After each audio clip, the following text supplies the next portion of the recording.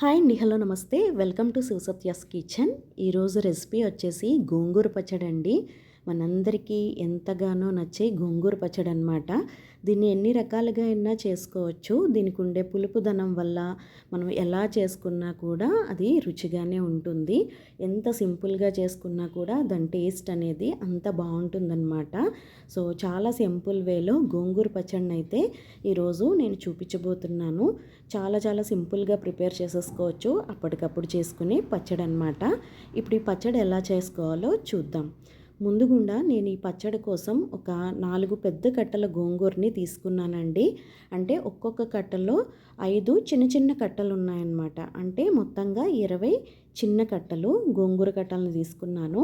వాటన్నిటినీ కూడా చక్కగా ఒలిచేసుకొని ఇలా నీళ్ళల్లో 2-3 సార్లు చక్కగా కడుక్కోవాలండి. లేదంటే ఇసుక మట్టి ఉండిపోయి పచ్చట్లో మనకి తగులుతూ చాలా చికాకుగా అనిపిస్తుంది. అందుకని ఓపికగా శుభ్రంగా ఇలాగా 2-3 సార్లు శుభ్రంగా ఇలాగా నీళ్ళల్లో వేసుకుని ఇలాగ జాడించుకుంటూ ఇలాగ కదుపుకుంటూ బాగా మనం కడుక్కోవాలి.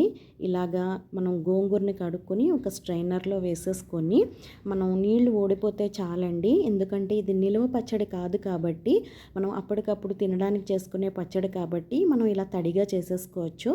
అదే నిలువ పచ్చడికైతే మనం ఒక బట్ట మీద పరిచి ఆరాక మనం పచ్చడి చేసుకుంటాము. ఇప్పుడైతే గోంగూరలో మొత్తం వాటర్ అంతా వెళ్ళిపోయిందండి. తడి తడిగా మనకి అక్కడక్కడ ఉంటుంది కానీ పర్వాలేదు. మనం ఇలా చేసుకునే మాట అయితే మళ్ళీ గోంగూరని పచ్చడిని మళ్ళీ గ్రైండ్ చేసుకోక్కర్లేదండి. పచ్చడి గ్రైండ్ చేసుకోక్కర్లేకుండా ఈరోజు పచ్చడిని అయితే నేను చూపించబోతున్నాను.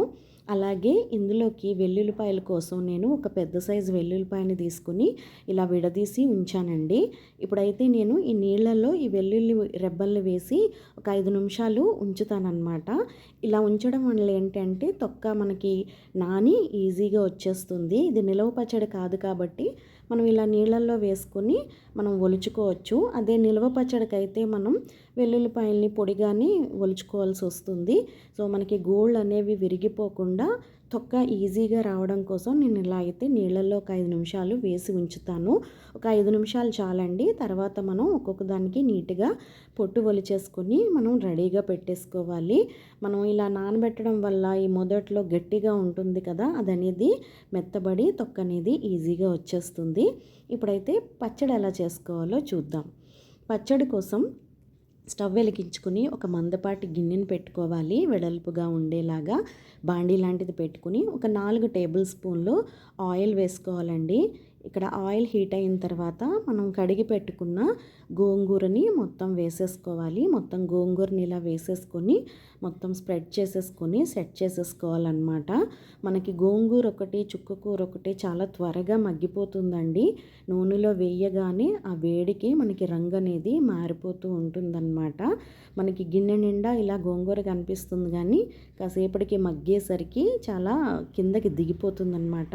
చూసారా, అప్పుడే రంగు మారిపోతున్నది ఆకుది. అలాగే గోంగూర మనం పచ్చడికి ఒలుచుకునేటప్పుడు పొడుగ్గా కాడలు అవి లేకుండా పుల్లల్లాగా మనం ఇలాగ మొదల దగ్గరికే ఆకు మొదల దగ్గరికే చక్కగా నీట్గా తెంపుకోవాలండి ప్రతి ఆకును. అప్పుడైతే మనకి పుల్లల్లా మధ్యలో తగలకుండా నీట్గా ఉంటుంది పచ్చడి అనేది. సో పచ్చడి ఇప్పుడు మనకి ఇలా కలుపుకుంటూ ఉన్నాం కదా, ఇలా అడుగు నుంచి పైకి పైనుంచి అడుగుకి కలుపుకుంటూ ఉంటే ఆకంతా కూడా మొత్తం ఒక 5 నిమిషాల్లో మొత్తం అంతా కూడా మనకి రంగు చేంజ్ అయిపోయి ఈ విధంగా వచ్చేస్తుందండి.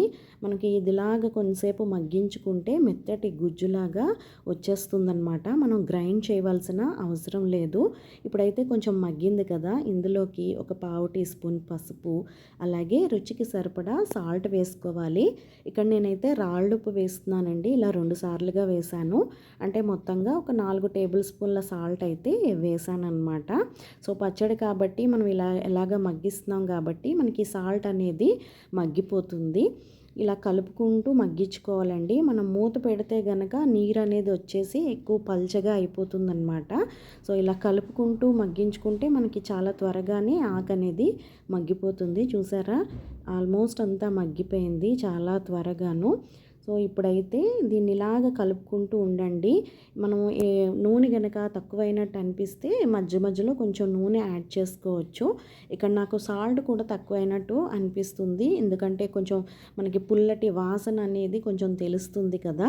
సో గోంగూర పచ్చడిలో ఏంటంటే మనకి ఉప్పు కారం అనేవి ఎక్కువ పడతాయి కదా, ఆ పులుపుని బ్యాలెన్స్ చేయడానికి మనం ఎక్కువ వేయాల్సి ఉంటుంది. అందుకే మరొక టేబుల్ స్పూన్ సాల్ట్ వరకు నేను యాడ్ చేశాను. ఇప్పుడైతే కలుపుతూ ఉంటే మనకి ఆయిల్ తక్కువ అవడం వల్ల మనకి గిన్నె అడుక్కి అంటుకుంటున్నట్టు అనిపిస్తుంది. అలా అనిపించినప్పుడు కొద్దిగా ఆయిల్ యాడ్ చేసుకోండి. ఇక్కడ నేను మరలా ఒక టేబుల్ స్పూన్ ఆయిల్ అయితే యాడ్ చేసి మళ్ళీ ఇలా కలుపుతూ మగ్గిస్తున్నాను అనమాట.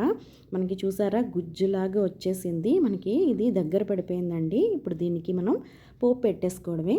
పోపు కోసం ఒక 3-4 టేబుల్ స్పూన్ల ఆయిల్ అయితే తీసుకోవాలి. ఆయిల్ హీట్ ఎక్కిన తర్వాత ఇందులోకి 1 టీ స్పూను ఆవాలు వేసుకోవాలండి. అలాగే ఒక పావు టీ స్పూను ఇంగువను వేసుకోవాలి. ఇంగువ కూడా వేసేసిన తర్వాత ఇందులోకి మనం ఒలిచి పెట్టుకున్న వెల్లుల్లి రెబ్బల్ని వేసుకోవాలి. నేను మొత్తం వేసేస్తున్నాను. మీరు కావాలంటే పచ్చి వెల్లుల్లి రెబ్బల్ని కొంచెం గ్రైండ్ చేసి ఆ పచ్చట్లో కూడా కలుపుకోవచ్చు, మనకి వెల్లుల్లి ఫ్లేవర్ ఎక్కువ కావాలంటే. ఇక్కడ నేనైతే అలా యాడ్ చేయట్లేదండి. వెల్లుల్లిపాయలు మొత్తం వేసేసి ఇలా కలుపుకుంటూ ఫ్రై చేసుకుంటే అన్నీ ఈవెన్గా ఫ్రై అవుతాయి అన్నమాట. సో ఒక దగ్గర మాడిపోయి నల్లగా బ్రౌన్ కలర్లో అయిపోతాయి కదా, సో అలా అయిపోకుండా ఉంటాయి. ఇలా కలుపుకుంటూ మనం వేయించుకుంటే అవి కొద్దిగా వేగిపోయిన తర్వాత మనం స్టవ్ ఆఫ్ చేసేసుకోవాలి. ఇప్పుడు కారం యాడ్ చేసుకోవాలి. ఇంత వేడి నూనెలో అయితే కారం యాడ్ చేయకూడదండి. కారం వేస్తే అది మనకి నల్లగా మాడిపోయి నల్లగా అయిపోతుంది. సో ఇలా కలుపుకుంటూ కొంచెం ఈ నురగ అనేది కొంచెం తగ్గిన తర్వాత, ఆయిల్ కొంచెం చల్లబడిన తర్వాత మనం ఇక్కడ కారం యాడ్ చేసుకోవాలి. మీరు తినగలిగే కారాన్ని బట్టి యాడ్ చేయండి. ఇక్కడ నేను ఒక 3 స్పూన్ల వరకు కారాన్ని యాడ్ చేస్తున్నాను. మనకి గోంగూర పచ్చడి కాబట్టి కొంచెం కారం అనేది పడుతుందనమాట. కొంచెం కారంగా ఉంటేనే బాగుంటుంది పచ్చడి కూడా. ఇప్పుడు మనకైతే పోపు అంతా రెడీ అయిపోయింది కదండి. ఈ రెడీ చేసుకున్న పోపుని మనం ఈ గోంగూర పచ్చడిలో కలిపేసుకోవడమే. ఇలా కలిపేసుకుని మొత్తంగా అంతా మిక్స్ అయ్యేటట్లు అన్ని వైపుల నుంచి చక్కగా కలిపేసుకుంటే మనకి పచ్చడి అనేది రెడీ అయిపోయినట్టేనండి. చల్లారిన తర్వాత మనం చక్కగా ఏదైనా కంటైనర్లో స్టోర్ చేసుకోవచ్చు. దీన్నైతే మనం ఫ్రిడ్జ్లో పెట్టుకుంటే ఒక 1 వీక్ నుంచి 10 డేస్ వరకు కూడా వాడుకోవచ్చు అన్నమాట. మనకి ఫ్రిడ్జ్లో పెట్టుకుంటే 1 వీక్ 10 డేస్ వరకు ఈజీగా నిల్వ ఉంటుంది. చాలా చాలా బాగుంటుందండి. చాలా సింపుల్ కదా. అలాగే ఈ గోంగూర పచ్చడిలో పచ్చి ఉల్లిపాయ నంచుకొని తింటే ఇంకా అదుర్స్ అనమాట, అంత బాగుంటుంది. సో మీరు కూడా తప్పకుండా ట్రై చేయండి, మీకు రెసిపీ కనుక నచ్చినట్లయితే. అలాగే మన ఛానల్స్లో నేను ప్లేలిస్ట్ వైజ్ కింద క్రియేట్ చేసి ఉంచానండి. ప్రతి వెజిటేబుల్కి ప్లేలిస్ట్గా నేను క్రియేట్ చేశానన్నమాట. అంటే ఇప్పుడు ఒక రా బనానా ఉందంటే రా బనానా రెసిపీస్ అని, అలాగే దొండకాయ అయితే ఐవీ గార్డ్ రెసిపీస్ అని, బాటిల్ గార్డ్ రెసిపీస్ అని, అలాగ ప్రతి వెజిటేబుల్ నేమ్ మీద నేను ఒక ప్లేలిస్ట్ లాగా క్రియేట్ చేశాను. ఎందుకంటే మీరు దేంతో అయితే రెసిపీ చేసుకోవాలనుకుంటున్నారో ఆ రెసిపీ ఆ వెజిటేబుల్ ద్వారానే మనం సెర్చ్ చేసుకోవడానికి ఈజీగా ఉండేలాగా నేను అలా ప్లేలిస్ట్లు క్రియేట్ చేస్తున్నాను. ఇంకా ఈ పచ్చళ్ళకి వాటికి అయితే పచ్చడి రెసిపీ ప్లేలిస్ట్ ఒకటి ఉంది. అలాగే లీఫీ వెజిటేబుల్స్ అని రెసిపీస్ అని కూడా నేను క్రియేట్ చేసి దానికి కూడా యాడ్ చేస్తాను. సో నా వీడియోస్ కనుక మీకు నచ్చినట్లయితే తప్పకుండా లైక్ చేయండి. అలాగే మీ ఫ్రెండ్స్, రిలేటివ్స్, ఫ్యామిలీ మెంబర్స్, అలాగే కొలీగ్స్కి కూడా షేర్ చేయండి. మన ఛానల్లో హోమ్ రెసిపీస్తో పాటు ఇంకా మరిన్ని రెసిపీస్ కూడా వస్తాయి. ఛానల్ని అయితే ఎప్పటికప్పుడు ఫాలో అవుతూ ఉండండి. వీడియో కనుక నచ్చినట్లయితే తప్పకుండా లైక్ చేసి షేర్ చేయండి. Thank you so much for watching.